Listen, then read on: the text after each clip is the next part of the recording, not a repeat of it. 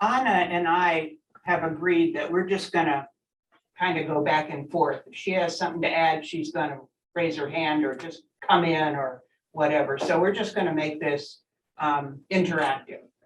So Anna, you're on. Excellent. So thank you so much, Sister Bea, for that lovely introduction. And I am so grateful that you didn't share the time about me getting stomach flu or sick while we were in Norway. But we could talk about that at the happy hour later on tonight. Study, and we're very privileged to be talking about study because it is such an important component and part of our essence as Dominicans. Thinking about studying and praying about what to share with you today, I thought about, okay, let's look at St. Dominic. And from the very core of Dominic, we get a glance of how important study was. We hear the story that when Dominic was 14 about in 1184, and he goes off to the University of Valencia to study. Dominic's study took him to contemplation, to encounter the word. His study led him to this profound contemplation, which in turn gave him a mission to sell his expensive books and feed the poor in his community. As Dominicans, study is this connection between the four pillars. And you are hearing about the four pillars and how important they are to our life as Dominicans. But study is so important because as Dominicans, we are grounded in veritas, truth. It is this search of truth that allows us to be curious, creative, and open to God's ways.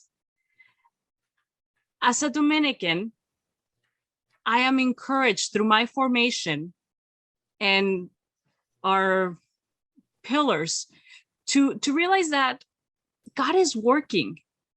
And I might have information and I might have facts, but I don't know everything. And I think of Thomas Aquinas after he had this great vision, this great scholar who wrote so much and was so inquisitive. And after this vision, he says, all I know is that I know nothing. And that's humbling because even the most educated, and Dominicans tend to be very educated and very well learned, we acknowledge that study is not accumulation of facts. Study is not, I'm going to know everything, so I will be right and I am perfect. It's not that. Study is about finding, being curious, being open to encountering God. Timothy Radcliffe, former master of the order, is quoted for sharing that the goal of study is not to learn how to be clever. Instead, the goal is to be able to listen. And in listening, our study is linked to our prayer, to our pillar of prayer. Through study, we encounter God, be it in scripture, in nature, in information, and we are invited to contemplate this information. And this contemplation leads us to study, leads us to prayer. And from here, what do we do with this contemplation? We're called to preach it. So it really is that tie between prayer and mission. Study is so important. And it invites us to cultivate an attitude of discovery and a discipline of inquiry. So this is a bit of why study is such an important part of us as Dominicans.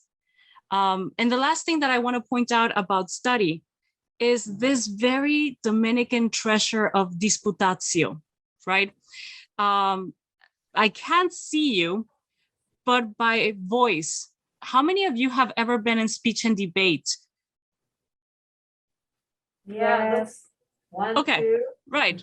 And how many of you are acquainted with the process of debating? Not the political debates and shows that we've seen in the past, but like actual debates. 2, 3, 4. Okay. So in its core, a debate.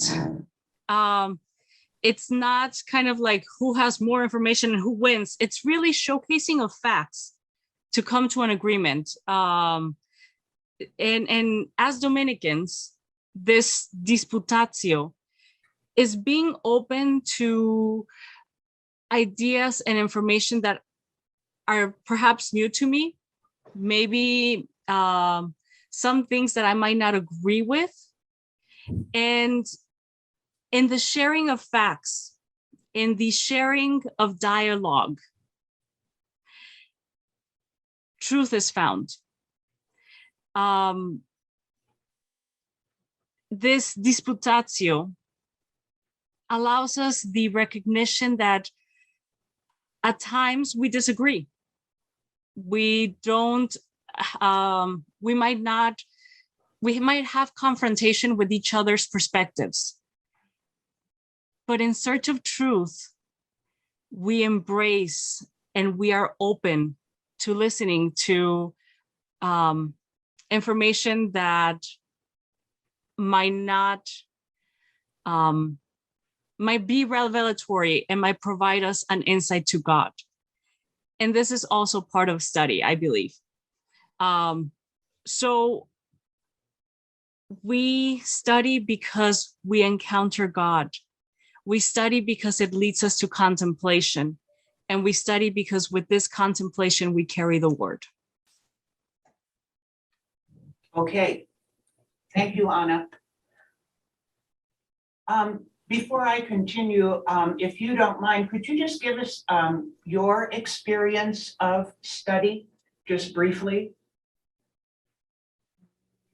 And before you talk, wait until the camera goes on. Raise your hand and then to see yourself on the screen. Keep that. She has another. There are two microphones.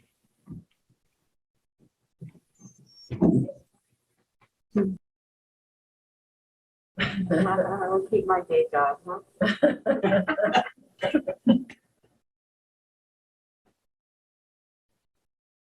I thank all of you for your sharing.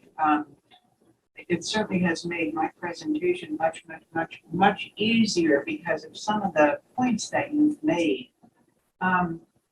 As Bea said, I just retired from education in the sense of actually being attached to a school or something.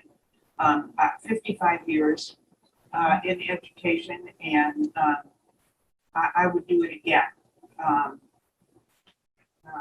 The biggest thing for me was when a first grader could learn to read, could put letters together and this aha thing on their face. And, you know, every congregation went through a period of changing ministries, you know, after Vatican II, and many sisters did change ministry. And, you know, I know a lot of times I ask myself that question, but there was something about education that always drew me in. And it's basically those aha things. In my last couple years working, well, I mean, my last 30 some years, I've been working with high school students, but the story that Anna told, and, you know, there's nothing more rewarding than to see a student and you say, you know what, I think you could do better. I think you could bring that thing up and you'll see the way you did in that other subject. And then they put this great big grin on their face, and then you see them bring the grade up, and so then you say, her name happened to be Naira. Hey, one more. And just to see that expression is one of the biggest rewards for me. I just started tutoring third graders in the inner city school. And again, just to see their smiles on their faces. And then the teacher told me they both returned to class with smiles on their faces. So of course, you know, you know that you touched them in some way.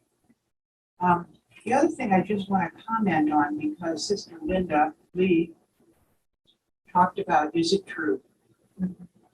Is it true? And that is so much a part of study. And also she talked about formal and informal prayer. And again, we have formal and informal study. I think Anna really covered a lot of what I have here, which is perfectly okay. Just a couple things. By living a life of prayer and study, and I like the way Anna talked about study being a part of prayer, preaching, and community, and that the four legs of a table. I love that image too. By living a life of prayer and study, our faith is nourished. And because of that, we are then able to give to others the fruits of our contemplation. And like Dominic, we believe Jesus is the truth, and it sets us free. And he's the way by which we receive the blessing of friendship with God. And you know, that is a lifelong journey for me, growing in that relationship, in that friendship, that knowledge of God and Jesus.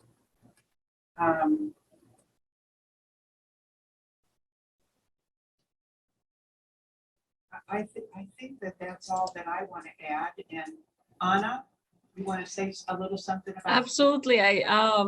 You know, as you were asking, what is the experience of study? I remember that before entering religious life, you know, I was really focused on studying communications.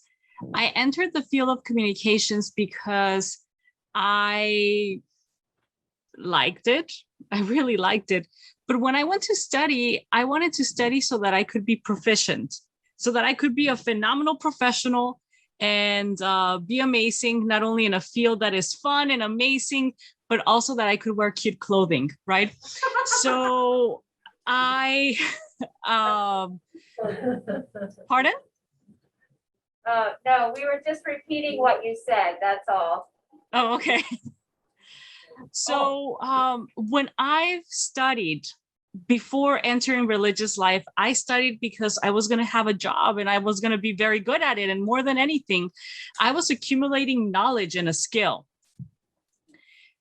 Now, in Dominican life, I study because I seek knowledge, or better yet, wisdom, not to master a skill or to have, you know, proficiency in something. I mean, that's nice and all, right? But more than anything, as a Dominican, I am learning, I continue to learn that the study is so that I can better serve my community and offer what I have learned as a gift. So I feel that our society puts such a heavy emphasis, and of course I work in admissions for Albertus Magnus College. And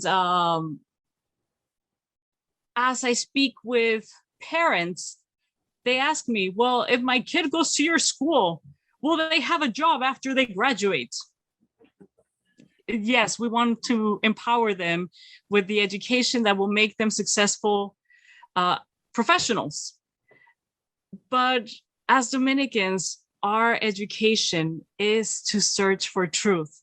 So yes, you know, we acquire knowledge, we acquire skills, but it's not for domination or a title or power. It's to give back. It's to serve. So that's kind of like the difference in my perspective prior to entering religious life and now as a Dominican. And really, I think as Dominicans, and going back to the topic, to what Joanne just shared, Sister Joanne Caniglia, that yes, as Dominicans, we have the option for formal study. And even from the very beginning of the Dominican order, there's stories of Dominic giving dispensation to early Dominicans so that they don't have to minister, but they have to study, right? Study was important. And I think even to this day, let's say a sister, yours truly, for example, who studied communications and has not a very strong foundation in theology, right? Requests to study theology. The congregation would be open to discern with me if my request for study is intended to search for truth and to serve God's people, to carry the word. That's the motivation. The motivation is not luxurious title and to be CEO of an organization. It's to serve God's people. And there's opportunities for formal study. And Joanne mentioned also opportunities as Dominicans as informal study, where through our congregational meetings, we get to study with each other and listen to carriers of wisdom and are open to have our lives transformed with the insight they share. And Maura, I know that as you know, we've done a lot of informal study as Dominican Sisters of Peace, right? Remember when we did the study for against racism? And the congregation put together a big old packet that empowered us to, you know, talk together in our mission groups. There's also study groups that we get together and we talk and we study together. During COVID, my community, I'm sorry, hon? You're taking my talk on a. I'm sorry. I'm sorry. Informal education. Right. Are you finished with formal? Yeah. Okay. And it isn't because I wanted the last word on it. You can have the last word. So, oh, sugars, that's what I get for. Informal study. Oh, okay, informal study. And I just want to pick up on one thing Anna said, that I think all of our Dominican congregations have been willing at times for a person to say, step out of ministry and attend to get another degree or upgrade your degree or something like that, you know. And I know I've had the experience, you know, and I'm sure that other sisters have had that experience also. Especially if you're going to go into a different field or something, but even to just upgrade or keep your certificate up. So informal study, as Anna started to talk about, would be the study groups. We have study groups in most of our convents, and we usually study what the congregation has put out. The racism, our group of associates here in the Akron area and our associate director, Colette Parker, had a series of talks that went for at least 5 years. Didn't it, Joanne? Mm-hmm. At least 5 years, where we would have speakers sometimes twice a month, sometimes once a month. And it was all to raise our consciousness of the problems with racism. And, you know, outsiders came in. We had interracial couples. We had women who adopted an African American, to talk about the struggles that they have to take their son to somebody born upon. Anyway, it was a great study here. Unfortunately, Colette Parker, you know, died. So we have not. Well, we couldn't continue with COVID, but I don't know if we'll pick up or not. Some other informal, like Sister Joanne mentioned, our speakers at our chapter in our assemblies, or speakers that you bring into your place or you go to hear, you know, conferences, workshops,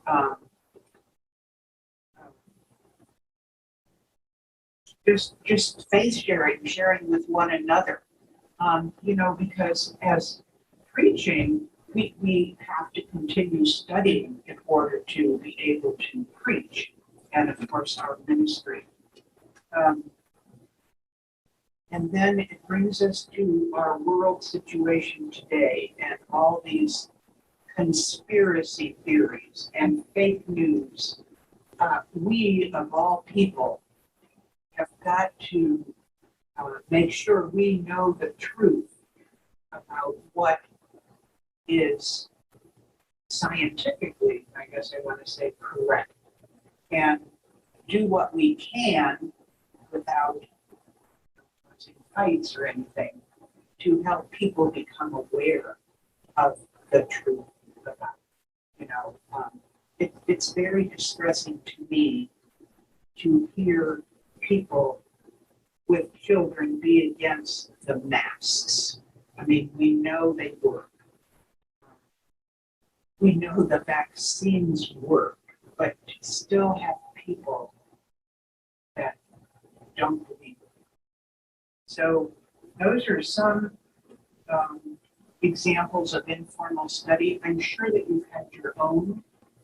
I know Terry gave us an example in my mind of informal study, contemplating nature and Laudato Si and all that entails, especially with the problems with climate change. So, Anna, you get the last word. Thank you, Maura.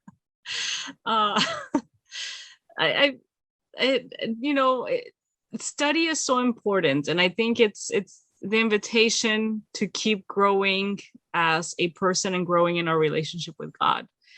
And one thing that I remind myself, and of course, trying to make that transition from I'm an expert and I know everything to I'm a Dominican and I'm searching for truth, is that if I seek to be right, this usually implies that someone else must be wrong. And if I want to be right over this other person, that means that I want to assert myself over them. And I think right now, as we're seeing these divisions and these conversations of, oh, no, you're wrong, no, I'm right, there's this desire to assert over someone. However, if we seek for truth, we're open to the contributions of others and to how that could help us encounter God and continue our search for truth.